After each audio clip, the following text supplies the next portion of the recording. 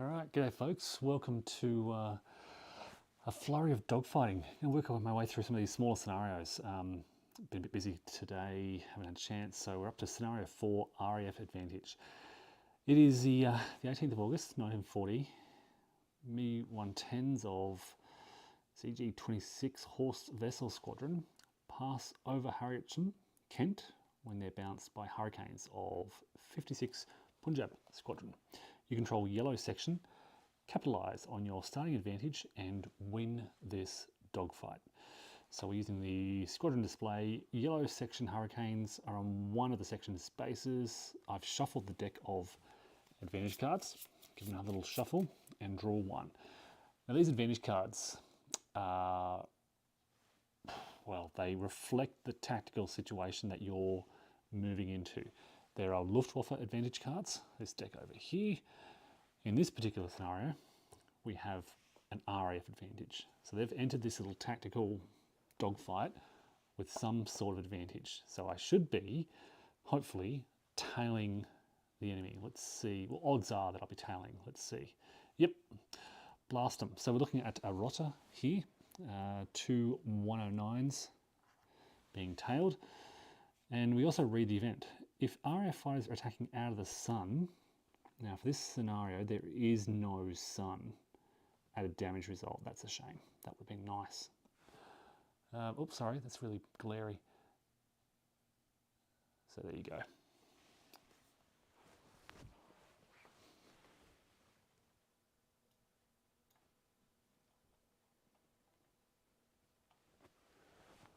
Okay, we now, so with the advantage established, we go to the dogfight cycle. And just checking the everything, we're tailing. So we skip head on, we skip tailed, there's no maneuver, we go straight to tailing this rotter here, and we have a section tailing 109s, so they split. All right, so we have one 109 in the lead and one coming around behind us. We also have a low ammo check. All right, so we roll to see who's low on ammo, and this guy's gone for a really roll. Number 3. So 1 to 3, yellow 3. Hurricane is low on ammo. We are now being tailed. I'm going to double check that S result, make sure it's the right thing.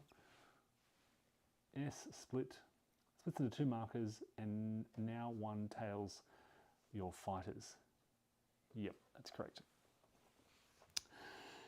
All right, so now we're being tailed. So there's no head on. We go to the tailed. We can perform a maneuver. All right, what do? Do we evade? Do we slip? Do we turn? This is going to get quite complex with one in front, one behind us.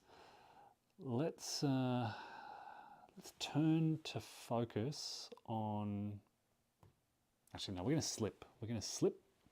Try and slip one of our aircraft back to get to this. So we're going to hopefully split into 2 pairs, basically. All right, we draw the tailed event first with our slip maneuver, and we check what's going on. Sorry for the glare there, just trying to hold the angle of this card. If I put it down like that. Okay, so we're looking at a section tailing 109s. The slip maneuver is successful. So I can take one of my hurricanes, it tails this aircraft, and this now breaks off. I might just slip this section board to the right. It breaks off into a separate contact, basically. So let me just double check the slip results. Slip maneuver. Ignore other icon results. Place one RAF fighter behind the Luftwaffe fighter behind it. It now tails the Germans, and the Luftwaffe fighter marker lets the section go. So the section continues, tailing that 109. And we've got a new sort of little dogfight going on off to the left here. Now, that maneuver is successful, we can do our tailing checks. And now we have 2 tailing checks. So I've maneuvered behind them, and now we do tailing checks, and there's 2 to resolve. So I'll resolve the new tailing first. And it is my 109 tailing a single 109. We get a low ammo result, which is, oh, don't just roll for it, there's only 1 aircraft, so they're low on ammo, and a T. I'm just checking the T, it means turn, rotate the Luftwaffe fighter marker 180 degrees, it's now head on. So they've turned around and then, oops, to 360, and he's now coming straight at me.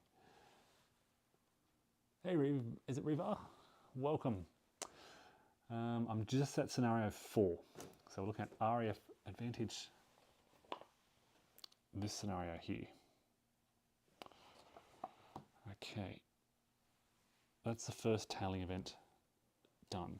Shifting over to the right now, we've got the section tailing this 109. They're not slipping anymore.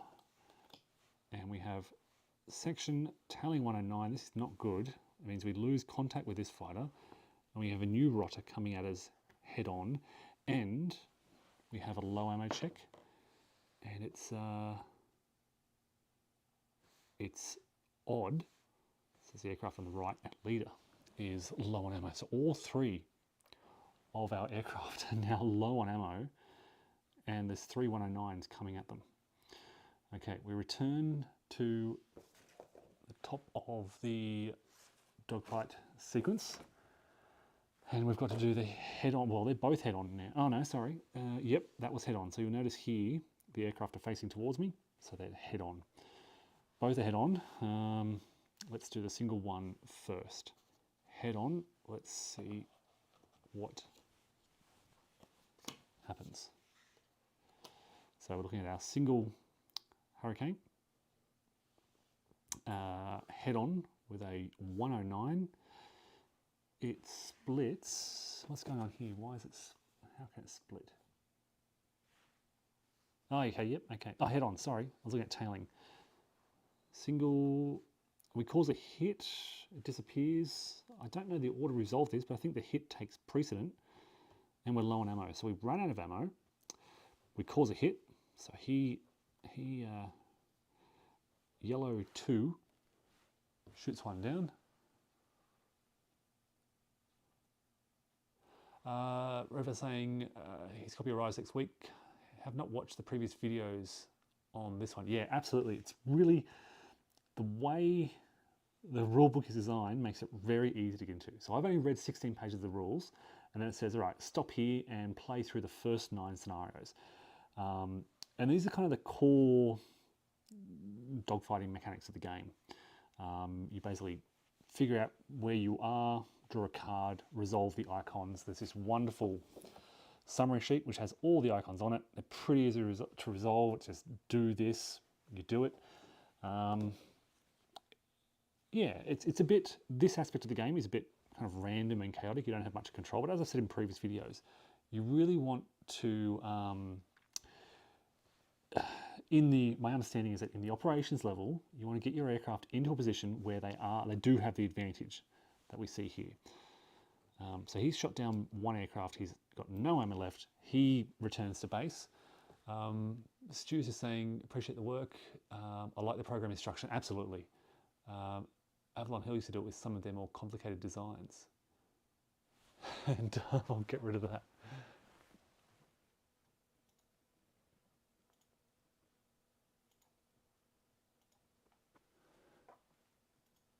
All right. Yeah, look, I think this is one of the most engaging and fun games to learn. These are very quick, fast-playing scenarios. I think you saw one of the other videos I did, the one scenario, one dogfight took 3 minutes to resolve, even with recording. So they do go very quick, and they are random. But again, this is just the way you resolve, the nitty-gritty detail of dogfighting. We now have our other head-on and 2 aircraft low on ammo. We want an impact here. All right, so we have our section, Yes, here we go. We lose contact with one, we shoot down the other. Let's see who shoots it down. It's an odd result, so it's our leader. He shoots that down. We have a hit though. Let's see who gets hit. It's even, so it is. Oh, it's a big hit too on yellow 3. And we have a low ammo result on yellow 3 as well, so they're out of ammo. All right, so no ammo, low ammo. A hit there, a hit here. Let's now let's check to see if what kind of damage result this is. So basically when you've got a damage result, after the dogfight cycle, you do a hit check. You need to roll 10 or less. He's safe. Perfect. That's a very good outcome. I think we can call this a victory. I scored 1 or more damage results on German fighters, while none of my fighters were sent to the fate box. Perfect outcome. Low on ammo, these 3 guys return to base. Victory is achieved, folks. That's scenario 4. Let's flip the page, and I've got the last fighter dogfight scenario. Scenario 5. This time we're looking at Luftwaffe advantage. What are we doing here? Hurricanes again, so we can use this yellow section. We've got yellow leader, yellow 3, yellow 2. They've lost contact again. I'll put those cards away and I'll shuffle those up.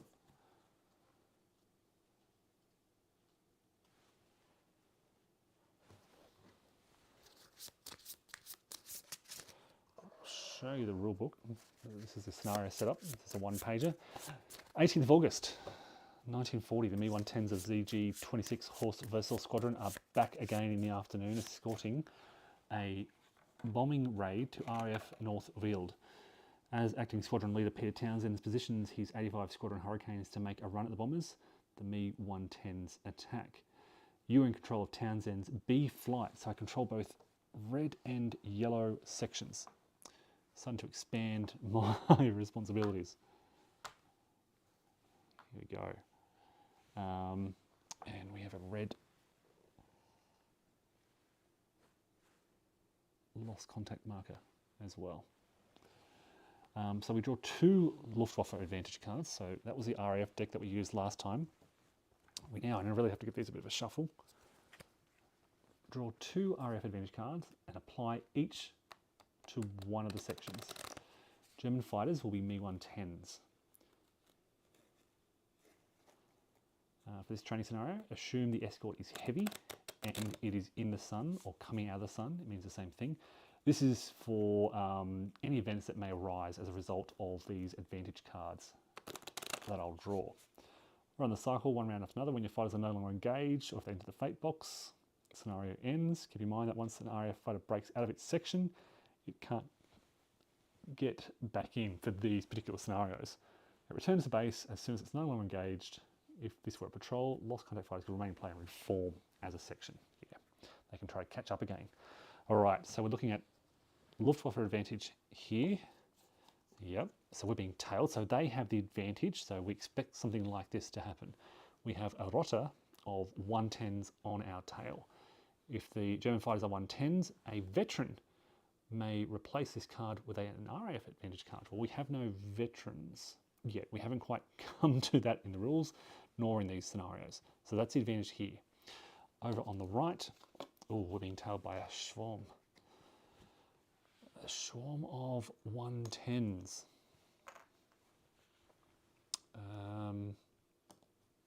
Yep.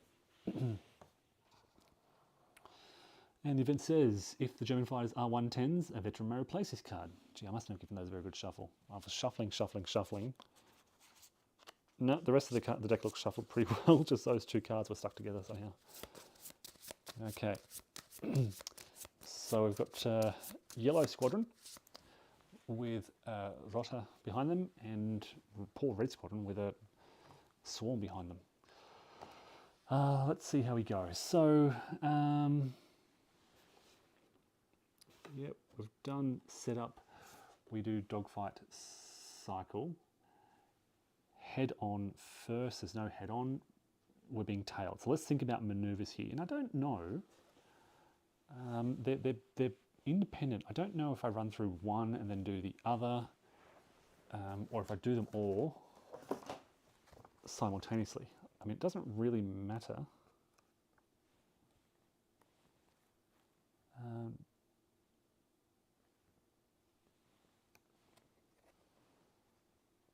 In each round, dogfight is played in rounds. In each round, perform steps A through C. So I think I'll do A simultaneously and then sort of B simultaneously hit checks. Yeah, I think I'll do them one at a time. So,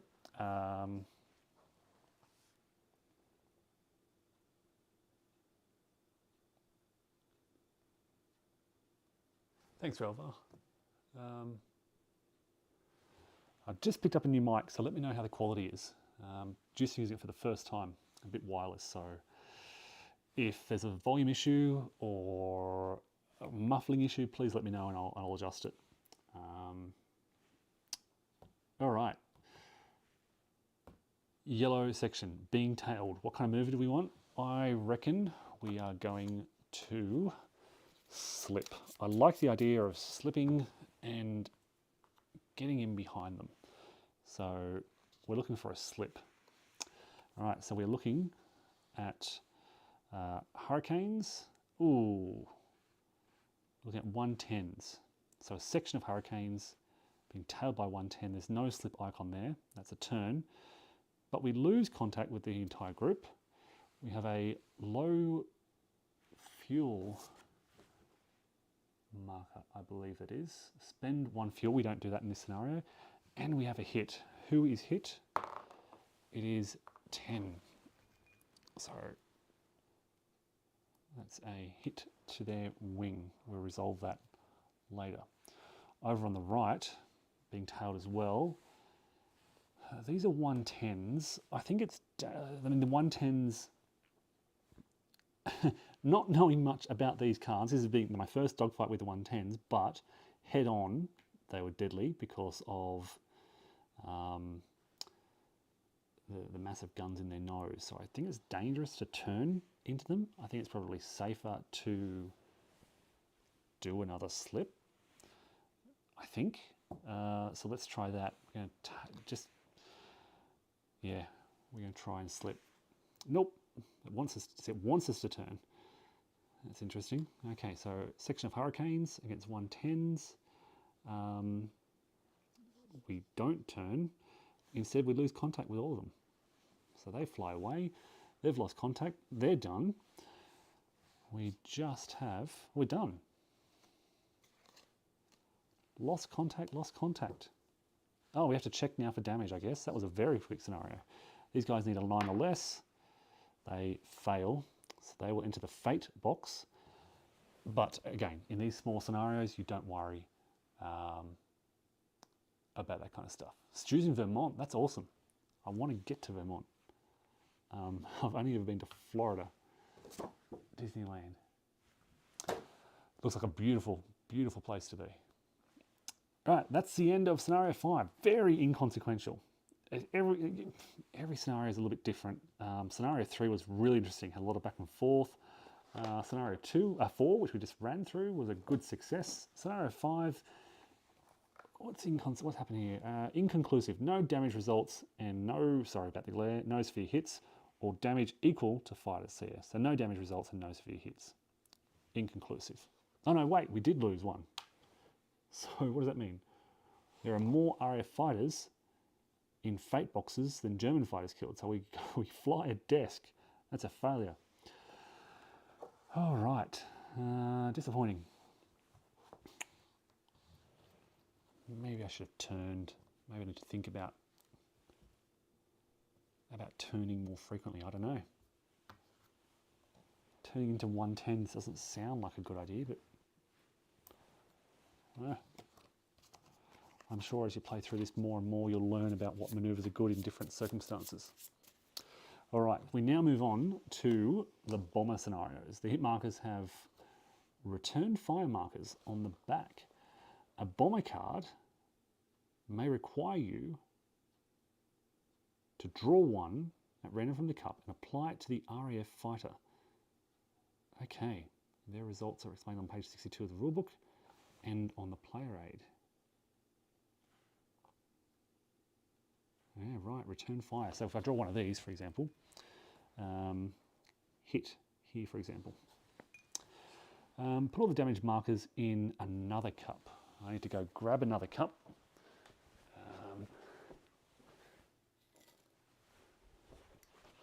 And grab all my damage markers. These are these things here. So wing, fuselage, engine, etc. Gee, there's a lot of them. Cockpit, I saw. Wing, engine, cockpit, fuselage. They all go in there. We have our damage markers. When you score a damage result on a bomber, it's not automatically destroyed like a fighter. Instead, draw one of those markers and attach it to the bomber.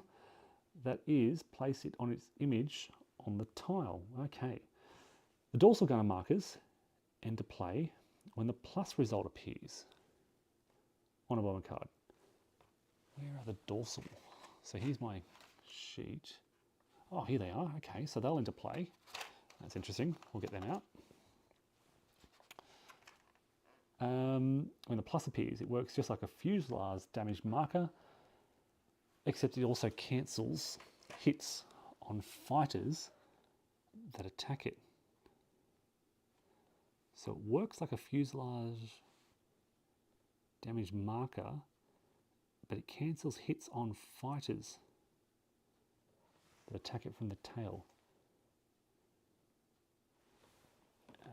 Maybe some more explanation of that. It works just like a fuselage.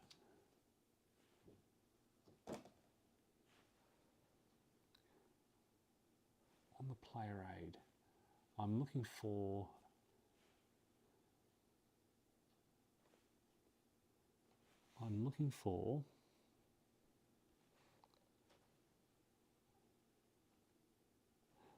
okay, I see it now.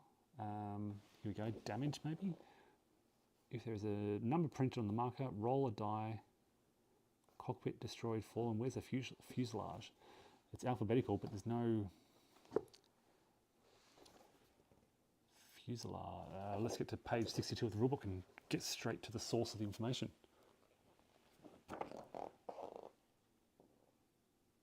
There's no fuselage here either.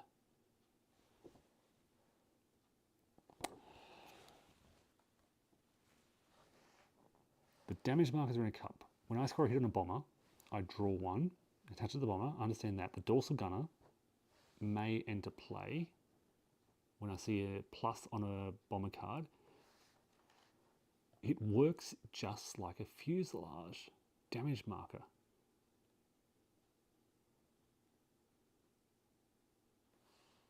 Okay, so does that... That's a fuselage damage marker.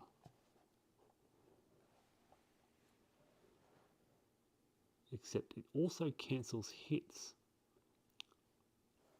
Cancels hits on fighters, cancels hits from fighters that attack it, from the tail approach. I might need to check some of these things because these following scenarios require me to read page 17 to 19 in the rulebook. I don't know how robust they are. How quick can I work through 17 to 19? They're well illustrated, but there's a fair bit to get through here. So I might quickly read through those and return before I head into these bomber scenarios. Sorry folks, a bit of reading to do. I thought I could progress straight through there. A couple of pages to read and I will return quickly.